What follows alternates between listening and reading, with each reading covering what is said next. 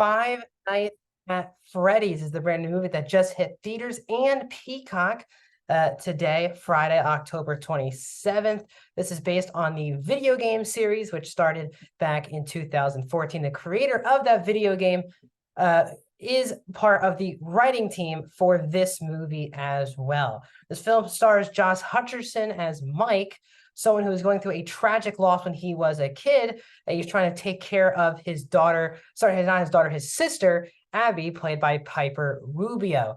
He's struggling to find jobs, and he is hired by Steve, played by Matthew Lillard, to be the security guard at this place where there are all these animatronic creatures that are run this kind of a Chuck E. Cheese-like environment. You also have a cop, Vanessa, played by Elizabeth Lale, who is somewhat knows what has happened at this place and is trying to help Mike and Abby out. The film is an hour and 50 minutes and is PG-13. Welcome back to a brand new movie review here on Max Talk Films. We're talking Five Nights at Freddy's.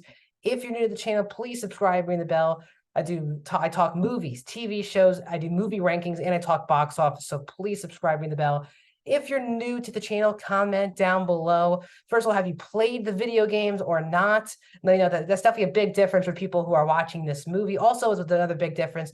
Did you choose to go see this in a movie theater, or did you choose this just to stream on Peacock? Let me know in the comment section down below. Non-spoilers, but what are your thoughts on the film also? Also, if you've not heard of this franchise, will you check it out and give it a shot this upcoming weekend? Like the video as well, the thumbs up button helps the YouTube algorithm out so more people can check out my review. So some background, I guess, before I get into my general thoughts on the movie.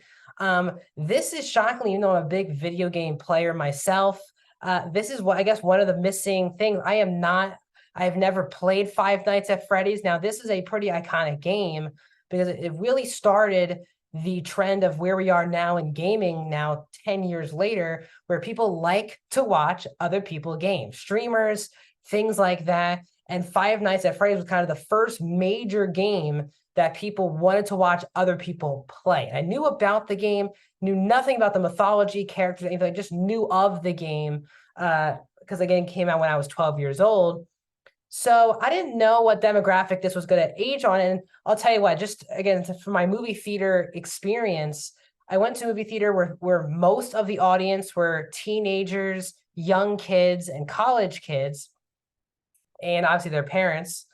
And I would say 95% of the movie theater knew what was going on, knew the callbacks, knew the Easter eggs, knew character names and things like that throughout the entire film. Now, I was not one of them. I did go to the movie with a friend who does play the games, and he said that he kind of was annoyed by the experience because a lot of the people were like, didn't seem like they actually knew what the game was, but didn't know. It was kind of a confusing experience.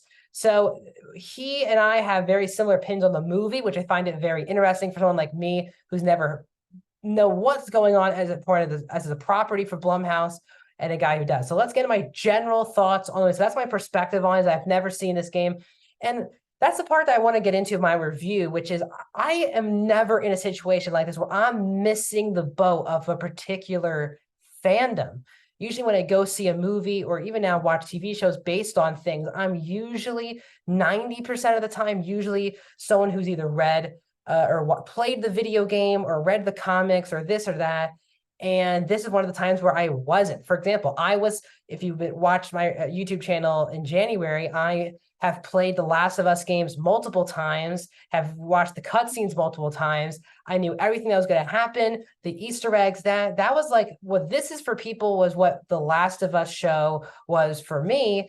And while maybe half that audience hadn't watched it, The Last of Us is such a special show because for people like me who love the video game, most of us really enjoyed the show. And then people who have never played the video game, they also really enjoyed the show. And I was kind of hoping that even though I was missing the boat on the fandom from a video game perspective, that the movie could launch pad my interest in the video game. So let's get into my thoughts on Five Nights at Freddy's. Overall, for me, this is just, in my opinion, a mediocre film on a lot of levels. First of all, it is a slow movie, and I was so surprised by how slow it is because There are not that many characters involved in this movie. The main characters themselves are like 3 to 5 genuine, just like main characters who have plot lines in the movie.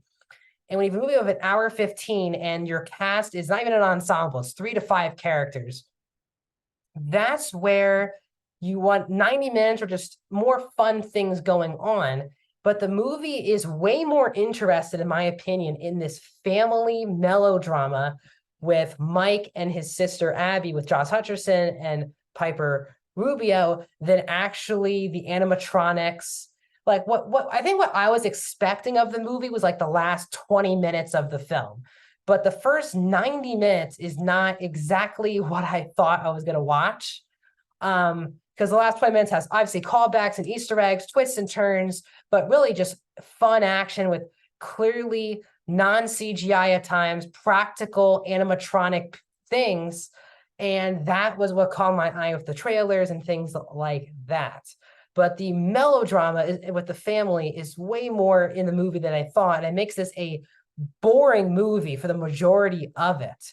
Mike, played by Josh Hutcherson, is not a captivating lead character. He kind of does one thing in the first 10 minutes of the movie to tell you what his character is like. And then he's put on this job by Matthew Lillard's character. The only actor who I really enjoyed, this is no offense to any of the actors, but the only person who I thought was entertaining in the movie whatsoever was, of course, Matthew Lillard, who, of course, it's great to see him in a movie like this. Obviously, for me, at least, for many people, he's known as Stu in the first Scream movie. He's my favorite aspect of that film. And to see kind of like a horror classic type villain in a movie like this all those years later, it was nice to see. And Matthew Lillard delivered on the over the top. He knew exactly what movie he was in more than anyone in this cast. It wasn't that anyone was like awful from a performance perspective, but it looked like the rest of the main ensemble were kind of sleepwalking. They kind of did what was on the page and didn't really break out and do anything more than that. Hutcherson's bland for me in this movie as the lead character. He was actually interesting, I think, in the first half, but as things continue to get serious and he gets delivered cheesy dialogue, it's just not for me, that type of performance. And Elizabeth Lail is also just very bland as Vanessa character, who is not that as interesting as I think the movie thinks that she is. Now, I will say this, based on the reactions that I was getting in the movie theater, a lot of the callbacks and Easter eggs, obviously I was missed. I obviously did not understand what was going on as pertains to that. But this is a very easy movie to follow, and I think too easy. This movie has a lot of just twists and turns that I think are more for the hardcore fans. But I kind of knew exactly what the movie was going to, where the movie was going with each character decision, especially in the last 30 minutes. My theater, who is diehard Five Nights at Freddy fans, were surprised by things that I wasn't surprised by. So I guess from a screenplay perspective, it's extremely predictable for someone who has no idea what this story is. It seems like it is a bit of a twist on some of these characters based on the video games. But from someone who's just following the movie based on the movie, the twists and the turns are laughably predictable. And I think the gas from the fans for me just did not help the movie also. It's just very predictable twists and turns that I could see coming from a mile away. Now, the actual animatronics, and there's one kill scene that I really enjoy, but the animatronics themselves are awesome. I wouldn't say this movie is scary whatsoever, but the animatronics are a really cool element. They just, again, that's why the video game is very unique. And it's why this movie could spawn off to be a franchise for Blumhouse moving forward, as the characters themselves are tons of fun to watch, meaning the animatronics themselves. As I said, this movie is not scary. I think what would have helped this movie is if it was rated R. The movie clearly restricts itself by being PG-13. Now, that obviously is because a video game that came out 10 years ago, they thought that targeted the younger demographic of the people, of the kids who have been playing the game for the last 10 years. They want them to see the movies in theaters.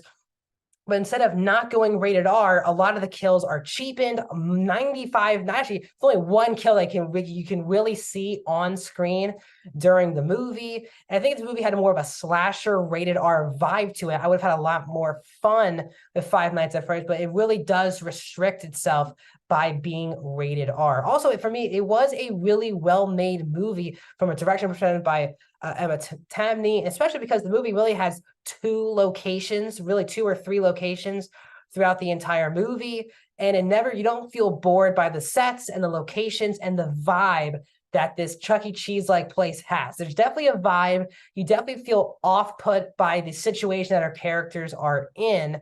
Another big problem I do want to say as well with the movie is that there is a dream sequence that Mike is trying to get over throughout the entire movie. And we have 10 dream sequences in this movie of the same exact dream. And it just felt repetitive. A lot of this movie feels repetitive.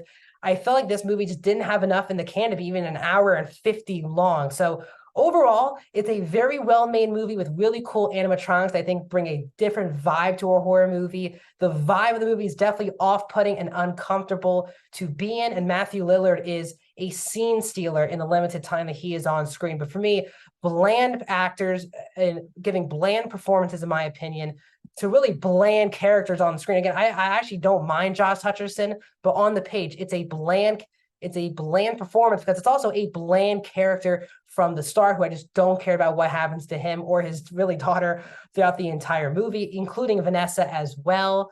The movie was not that scary. It completely restricted itself from being a rated R movie by going PG-13, and the twists and turns I could see coming from a mile away. So I'm going to give Five Nights at Freddy's a 2.5 out of 5 stars for this movie. I am going to go 47% for Five Nights at Freddy's. It just was not for me. It's not this awful movie that I think some people are making it out to be, but it's a well-made movie, but maybe for the hardcore fans, they may like it more than me. But for someone who's not a part of this franchise, this definitely did not get me on board to want to go into the games and play them at all. So that's my thoughts on Five Nights at Freddy's. What are your thoughts on the movie in the comment section down below? And I'll see you guys soon.